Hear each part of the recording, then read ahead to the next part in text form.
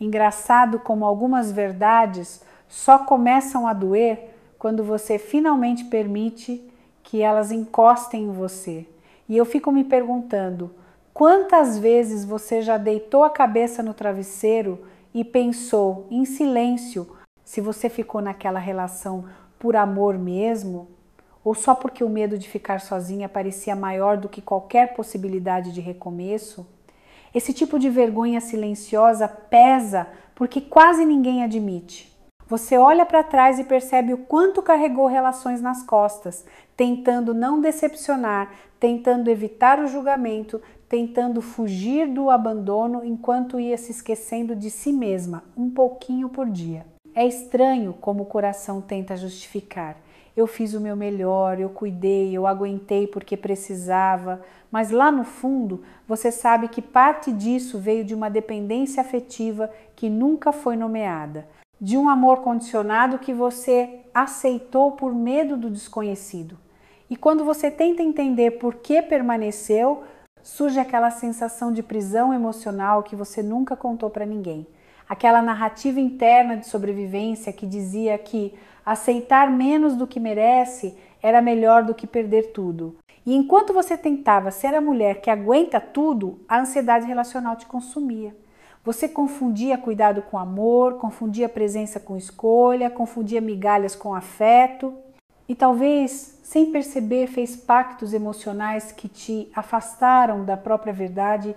E aí eu te pergunto, o que dói mais? Ter ido ou ter ficado, quando você sabia que já não existia você ali? Se isso mexe minimamente com você, deixa um eu nos comentários, às vezes basta uma palavra para você começar a se reconhecer. Tem uma história que sempre volta à minha mente quando falo sobre permanecer por medo, não por amor. Uma paciente me contou que passou quase 8 anos em um relacionamento que já tinha acabado por dentro, mas ela continuava ali porque sentia um medo de ficar sozinha que quase a paralisava. Ela dizia que era mais fácil suportar o silêncio emocional dele do que enfrentar o próprio vazio, e sem perceber foi aceitando migalhas emocionais, aprendendo a se ajustar, se moldar, se diminuir. No final, já não sabia diferenciar o que era carinho verdadeiro e o que era só o hábito de não se perder completamente. Ela me contava que todos os dias acordava com aquela ansiedade relacional que consome devagar. Era a sensação de prisão emocional misturada com a culpa por desistir, porque na cabeça dela, terminar significava fracasso afetivo, significava falhar como mulher que aguenta tudo, significava admitir que tinha se perdido. A tal dependência afetiva fazia com que ela carregasse a relação nas costas, como se amar fosse um tipo de narrativa interna de sobrevivência, onde ela precisava ser forte o tempo inteiro. E aos poucos, a perda de identidade apareceu sem alarde. Ela parou de se arrumar, parou de escolher por si mesma, parou até de reconhecer seus gostos. Tinha dias que ela me dizia que sentia que estava ali só pela função, como se fosse parte da rotina dele, não alguém que ele via de verdade. E, mesmo assim, continuar parecia mais suportável do que enfrentar o medo do desconhecido. E o mais impressionante é que quando finalmente terminou, percebeu algo que nunca tinha admitido. Ela tinha permanecido por medo, não por amor. E esse reconhecimento doeu mais do que o próprio fim. Quando a gente observa com mais calma, percebe que existe sempre um sistema invisível que sustenta esse tipo de relação. Não é só sobre o parceiro, nem só sobre você, é sobre a forma como você foi aprendendo a sobreviver emocionalmente desde muito cedo. E esse padrão faz com que relacionamentos por obrigação pareçam normais. É como se o medo do abandono e o medo do julgamento tivessem virado bússolas silenciosas, guiando escolhas que parecem amor, mas que no fundo são só formas de evitar a dor que você acha que não aguentaria sentir. Esse sistema começa pequeno, quase imperceptível. Você se acostuma a aceitar menos do que merece, se adapta às falhas, justifica comportamentos, administra a falta de limites como se fosse maturidade. E tudo isso cria um tipo de fidelidade à dor que te prende. Não porque você queira sofrer, mas porque a narrativa interna de sobrevivência diz que permanecer é mais seguro do que recomeçar. O cérebro se acostuma ao conhecido, mesmo quando machuca. O mais cruel desse sistema é que ele te faz esquecer de si mesma sem que você perceba. Você vai se anulando nos detalhes, abrindo mão de pequenas escolhas, tentando manter a paz para não sentir aquele cansaço emocional acumulado que pesa no peito. E quando você já está profundamente presa, o silêncio emocional vira rotina e se reinventar começa a parecer impossível. E é nesse ponto que muitas mulheres me dizem: eu nem sei mais quem eu era antes disso. E essa frase sempre denuncia o quanto esse sistema invisível se infiltrou até virar identidade, não porque você quis, mas porque você achou que precisava. O que costuma prender uma mulher nesse tipo de relação é uma crença silenciosa que trabalha por baixo da consciência. A ideia de que, se ela partir, ninguém vai escolhê-la de verdade. Essa sensação nasce da autoestima ferida, daquela voz interna que aprendeu a achar que o amor é algo que precisa ser conquistado o tempo inteiro, como se você tivesse que provar que merece ficar. E quando essa crença se instala, ela transforma o medo de recomeçar em uma justificativa emocional para permanecer onde dói. Ela te convence de que é melhor carregar relações nas costas do que enfrentar o fracasso afetivo, de que é mais seguro aceitar migalhas emocionais do que se arriscar no desconhecido, de que abandonar uma história é sinônimo de desistir de você mesma. E essa narrativa interna de sobrevivência contamina tudo: as escolhas, os limites, os sonhos, até o jeito que você se enxerga no espelho. A crença mais traiçoeira é aquela que te faz confundir cuidado com amor. Porque quando você cuida demais, você cria a ilusão de que o outro vai acordar um dia enxergando o seu valor. E esse tipo de esperança te prende mais do que qualquer compromisso formal. É um apego emocional construído em cima de expectativas que nunca se cumprem. E no fundo, essa crença só existe porque você aprendeu a sobreviver se colocando em segundo plano, quando amar virou uma função, não uma troca. Enquanto você não questionar o que essa crença sustenta, ela vai continuar te dizendo que permanecer por medo é mais seguro do que se reencontrar com a própria verdade. Quando olhamos para tudo isso pela lente da neurociência, muita coisa começa a fazer sentido. O cérebro humano não é programado para buscar o que é melhor, ele busca o que é familiar. E quando você passa anos vivendo com medo de ficar sozinha, seu sistema emocional aprende que esse medo é um sinal de segurança, não de alerta. Então, mesmo que a relação seja cheia de silêncio emocional, falta de limites e migalhas afetivas, o cérebro interpreta aquilo como um território conhecido. E o conhecido sempre parece menos ameaçador do que o desconhecido. Além disso, relações carregadas nas costas ativam áreas do cérebro ligadas ao reforço intermitente. Pequenos momentos de afeto, pequenas recompensas emocionais, pequenas demonstrações que fazem você acreditar que talvez a relação ainda tenha salvação. Esses intervalos criam dependência afetiva, porque o cérebro passa a buscar essas migalhas como se fossem provas de amor, mesmo quando não são. É assim que a ansiedade relacional cresce, você fica sempre esperando o próximo momento de validação. E existe outro mecanismo poderoso. Quando você vive sob uma narrativa interna de sobrevivência, o cérebro desativa processos ligados ao autocuidado emocional e à afirmação da identidade. É como se ele dissesse: não pense em você agora, só se mantenha segura. E essa falsa sensação de segurança faz você aceitar menos do que merece, sem perceber o quanto isso te afasta do reencontro com a própria verdade. Quando você entende esses mecanismos, percebe que nada disso foi fraqueza. Foi apenas o seu cérebro tentando te proteger do medo, do abandono, do fracasso afetivo, do julgamento, do desconhecido. Mas proteção não é liberdade. E é por isso que a verdadeira transformação começa quando você entende como seu próprio corpo te prendeu tentando te manter inteira. Em algum momento da relação, sem que você percebesse, você deixou de ser vista como mulher e passou a ser tratada como função. A pessoa que resolve, a que acolhe, a que sustenta, a que não reclama, a que entende, a que aguenta tudo. E quando isso acontece, o amor deixa de ser uma troca emocional e vira uma rotina mecânica onde você existe apenas para manter o outro confortável. E quanto mais você cumpre essa função, mais você se esquece de si mesma, porque sua identidade vai sendo moldada pelo que você faz, não pelo que você sente. O mais doloroso é que esse processo não acontece de uma vez, é sutil.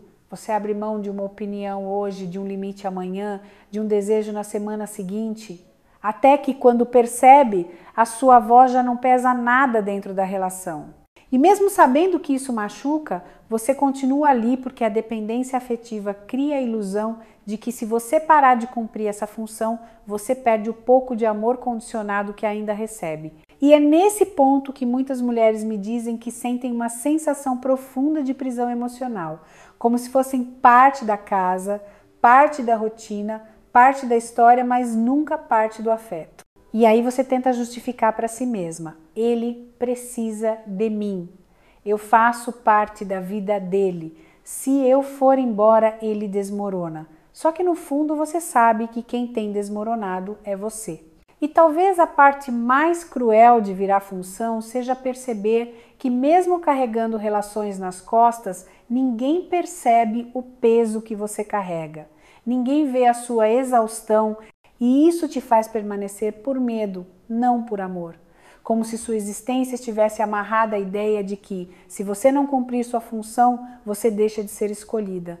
A recuperação da sua identidade começa naquele exato instante em que você percebe que permaneceu numa relação por medo, não por amor, e mesmo assim decide olhar para essa verdade sem fugir. Não é um processo rápido nem bonito no começo, porque depois de tanto tempo aceitando menos do que merece, você precisa reaprender coisas simples, reconhecer o que gosta, sentir sem pedir desculpas, existir sem se moldar. É quase como se você tivesse que reencontrar a própria verdade que ficou escondida atrás de uma mulher que sempre carregou tudo nas costas. E essa reconstrução exige coragem emocional. Exige que você questione a narrativa interna de sobrevivência que te ensinou a se anular pelos outros. Exige que você enfrente o medo de ficar sozinha, o medo do julgamento, o medo do fracasso afetivo. Exige que você tolere o desconforto de não ter mais uma função a cumprir. E, mesmo parecendo assustador, é exatamente aí que você começa a se ver de novo, quando percebe que não precisa mais viver por obrigação.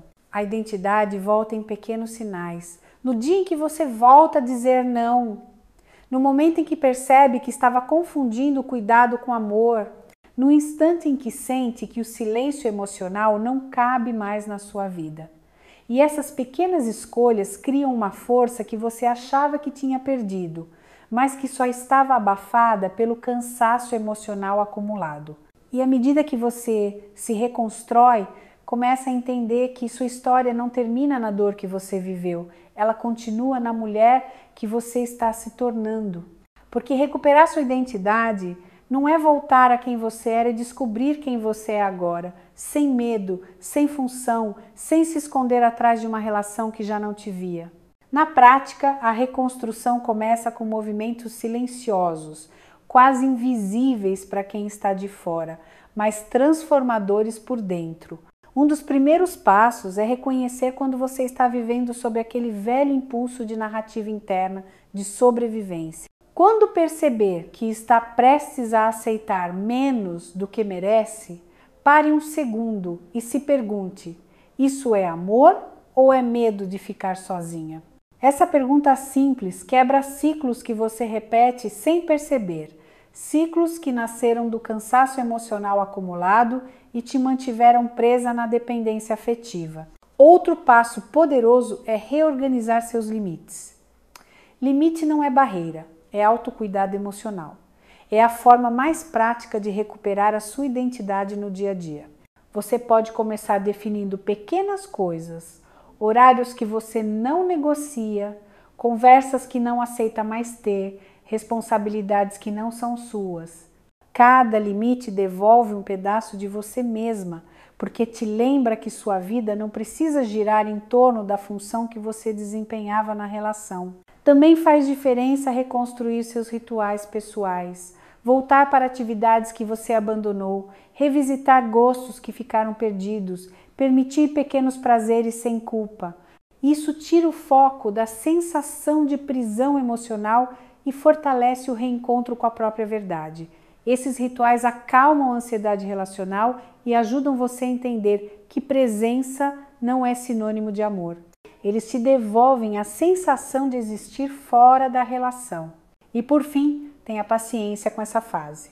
Curar a autoestima ferida não é linear e você vai oscilar entre avanços e recaídas. Mas toda vez que você escolher uma atitude que te resgate, mesmo que seja pequena, você estará saindo mais 1 centímetro daquela mulher que permanecia por medo, não por amor. É assim que o despertar emocional começa a ganhar corpo na prática. O que muitas mulheres não percebem é que o verdadeiro luto não é pelo término, e sim pela fantasia que criaram. A fantasia da relação que poderia ter sido, do parceiro que um dia mudaria, da versão de você mesma que suportaria tudo sem quebrar. Esse luto é silencioso porque ninguém vê. Mas você sente quando percebe que ficou tanto tempo presa a um amor condicionado que só existia na sua cabeça, sustentado por migalhas emocionais e pela esperança de que, um dia, alguém finalmente reconheceria o quanto você se doou. Esse luto é difícil porque mexe direto na dependência afetiva. Ele toca naquele ponto onde você confunde amor com sobrevivência emocional, cuidado com conexão, presença com compromisso. Quando você começa a encarar essa fantasia de frente, entende que muito do que te prendeu não foi amor, mas o medo profundo de encarar o desconhecido.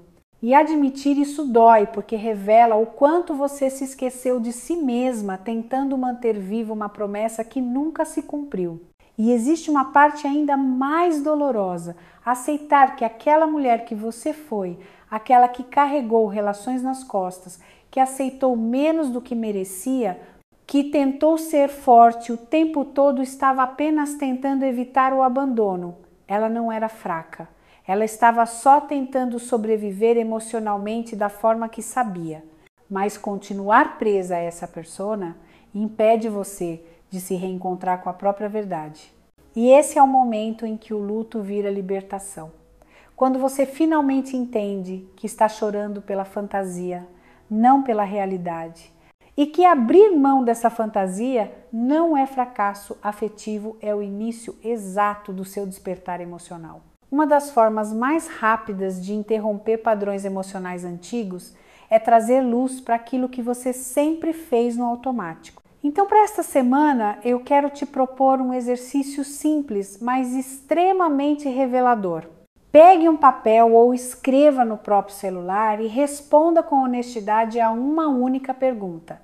Em quais momentos da minha vida eu permaneci por medo, não por amor? Não precisa escrever muito. Uma frase já basta. O objetivo é perceber onde o medo de ficar sozinha conduziu escolhas que machucaram sua identidade sem você notar. Depois, escolha um desses momentos e escreva ao lado o que você realmente sentia, não o que você dizia para si mesma. Esse gesto expõe o silêncio emocional que você carregou, mostra onde existia ansiedade relacional, revela o quanto você se afastou do autocuidado emocional, tentando manter uma relação que já te pedia demais. Ver isso com os próprios olhos é desconfortável, mas profundamente libertador. Em seguida, eu quero que você escreva uma pequena decisão prática, só uma, que rompa minimamente esse padrão. Pode ser exigir mais clareza, pode ser colocar um limite simples, pode ser dizer não em algo pequeno, pode ser se escolher em um detalhe do seu dia. Não é sobre mudar a vida inteira de uma vez. É sobre começar a desmontar a sensação de prisão emocional que te acompanhou por tanto tempo. Esse exercício conecta você com algo que talvez tenha sido esquecido, a sua própria voz.